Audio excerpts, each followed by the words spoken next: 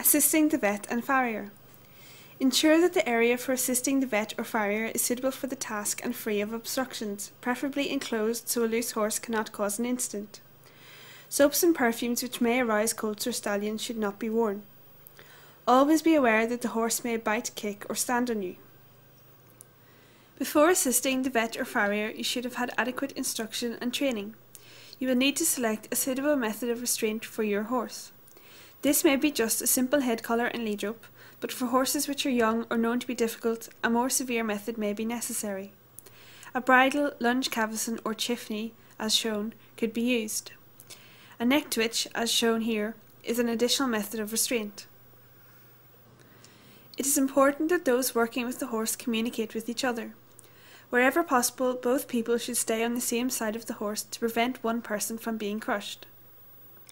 Veterinary medicines are covered in the UK by Control of Substances Hazardous to Health Regulations 2002 (COSH) and in the Republic of Ireland by the Chemical Agent Regulations 2001. They should be stored securely in a locked cabinet. A record of all medicine stock should be kept, and the removal and use of medicines and medical equipment should be logged and signed for. Before you use any medication, you should read the safety datasheet instructions and follow them, including the use-by date. The product and packaging should be disposed of correctly. Equipment should be safely and correctly discarded, for example, needles in a sharps container. Disinfectant solutions and preparations should be treated as for veterinary medications. You must follow the manufacturer's instructions and wear appropriate personal protective equipment. Wash your hands frequently throughout the day, before and after you touch any open wound, after coming into contact with veterinary medicines or equipment, and after you remove disposable gloves, as well as prior to eating, drinking, smoking, or applying cosmetics. The use of disposable gloves is recommended. However, some people can be sensitive to latex, causing skin irritation, and so latex-free gloves can be sourced if needed.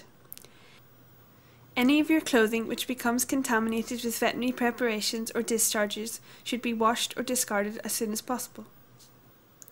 If a spillage of a veterinary preparation occurs, steps should be taken to prevent spread of the spillage and avoid other people, horses, or equipment being contaminated.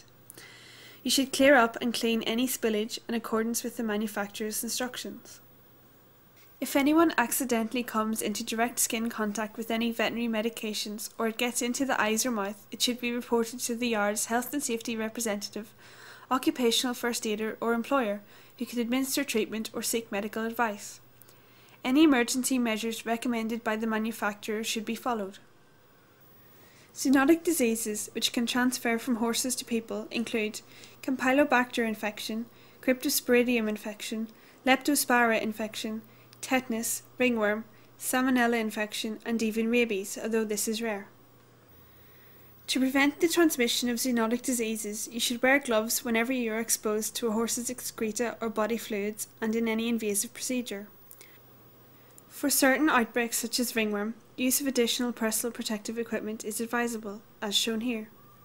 Further precautions like a boot dip could help prevent the spread of disease. Up-to-date anti-tetanus vaccinations are recommended for anyone working on a yard. To summarise, work in a safe area. Wear suitable clothing. Choose a suitable method of restraint. Communicate.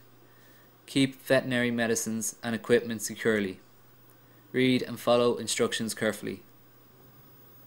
Wash your hands frequently.